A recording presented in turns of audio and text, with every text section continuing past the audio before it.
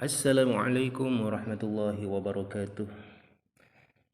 Sekarang kita ingin ya sedikit bahas-bahas gitu ya, yaitu tentang khusyuk. Kita tahu kalau kita itu mengerjakan sholat mestinya khusyuk gitu ya. Sebagian pendapat bahkan mengatakan khusyuk itu syarat sahnya sholat. Artinya kalau tidak khusyuk ya sholatnya tidak sah. Terus sekarang bagaimana sebenarnya ya para ulama memandang khusyuk itu sendiri? Nah, ternyata di sini saya bacakan ini dari eh, buku terjemah Fathul Mu'in terbitan pesantren ya. Langsung saja. Di sini ada pertanyaan begini, apakah ulama sepakat tentang bagaimana khusyuk dalam sholat itu? Maknanya ya, apakah ulama sepakat tentang makna khusyuk dalam sholat itu? Jawabannya di sini adalah tidak ya. Jadi ulama tidak bersepakat tentang makna khusyuk.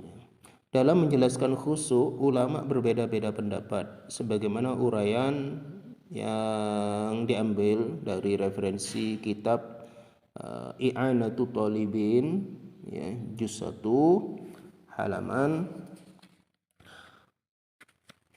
berapa ini? Halaman 211 ya kalau tidak salah ini. Oke, saya bacakan lengkapnya. Bismillahirrahmanirrahim. Ulama berbeda pendapat mengenai khusyuk. Sebagian ulama mengatakan khusyuk itu bisa diwujudkan dengan memejamkan mata. Ya, bisa diwujudkan dengan memejamkan mata dan melirihkan suara. Sedangkan tempatnya di dalam hati. Jadi pendapat pertama ini kalau kita sholat sambil memejamkan mata dan melirihkan suara itu bisa mengantarkan situasi khusyuk di dalam hati gitu ya. Jadi menjadi perantara memejamkan mata. Baik, lanjutkan. Diriwayatkan dari sahabat Ali radhiyallahu an bahwa khusyuk itu tidak berpaling ke arah kanan dan ke arah kiri. Jadi kalau kita sholat itu tenang gitu ya, fisik kita itu tenang gitu ya, tidak tolah-toleh. Begitu saja, berarti mengarah pada khusyuk itu diamnya fisik gitu. Terus pendapat berikutnya dari Ibnu Jarir. Ini pendapatnya ulama-ulama besar semua ini ya. Dari Ibnu Jarir, khusyuk itu ketika seseorang tidak mengetahui orang lain yang ada di samping kanan dan di samping kirinya.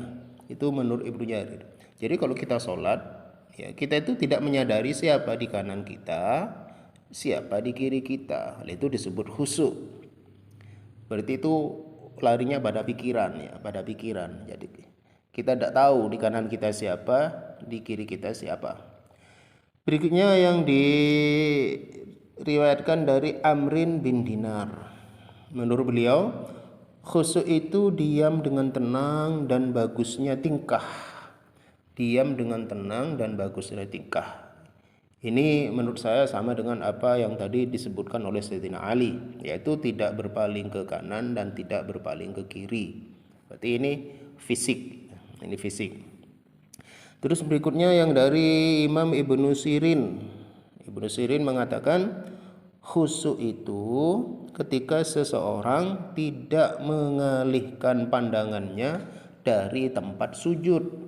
Ini yang banyak dikutip ya di kitab-kitab fikih. Jadi kalau kita ingin khusyuk, jalannya itu kita tidak mengalihkan pandangan dari tempat sujud atau kita terus memandang tempat sujud kita. Itu sudah disebut khusyuk oleh Ibnu Sirin.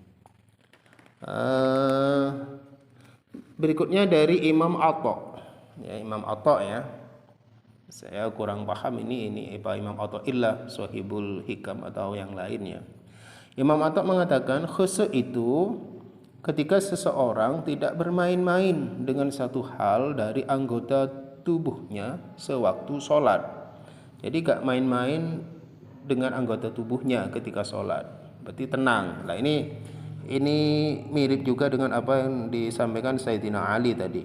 Khusyuk itu tidak berpaling ke kanan dan ke kiri. Berarti fisik ya. Menurut Imam Ibnu Atha itu fisik. Tidak main-main dengan anggota tubuh sewaktu sholat. Yang terakhir ada pula yang mengatakan bahwa khusyuk itu memaksimalkan angan-angan dan berpaling dari segala hal selain Allah. Memaksimalkan angan-angan dan berpaling dari segala hal selain Allah. Itu disebut khusyuk.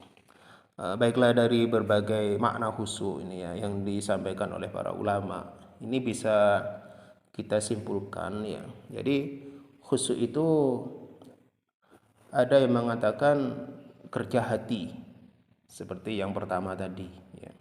Kerja hati. Ada yang mengatakan kerja pikiran. Sehingga kita tidak mengangan-angan gitu ya, mengangan-angan. Ada yang mengatakan kerja fisik. Jadi fisiknya tenang gitu ya. Fisiknya tenang ketika sholat, tidak tolak-toleh gitu ya. Nah, dari sekian pendapat ini sebenarnya bisa kita tarik suatu pemahaman ya. Suatu pemahaman bahwa khusyuk itu kerja bareng dari 3 komponen dalam tubuh kita ketika kita sholat. Itu hati kita. Hati kita itu ingatnya pada Allah, pikiran kita juga mengangan-angankan tentang Allah ya, atau berpaling dari selain Allah sehingga Allah saja. Terus fisik kita itu tenang ya, tidak banyak bergerak, tidak tolak-toleh dan seterusnya. Baiklah, itu saja pembahasan tentang khusyuk ya, khusyuk dalam sholat. Semoga Allah Subhanahu wa taala ngasih kita pemahaman dan ngasih kita rasa atau ngasih kita khusyuk ketika kita sedang melaksanakan sholat. Wallahu a'lam bishawab. Semoga paham. Kalau tidak paham ya silakan diputar berulang-ulang. Assalamualaikum warahmatullahi wabarakatuh.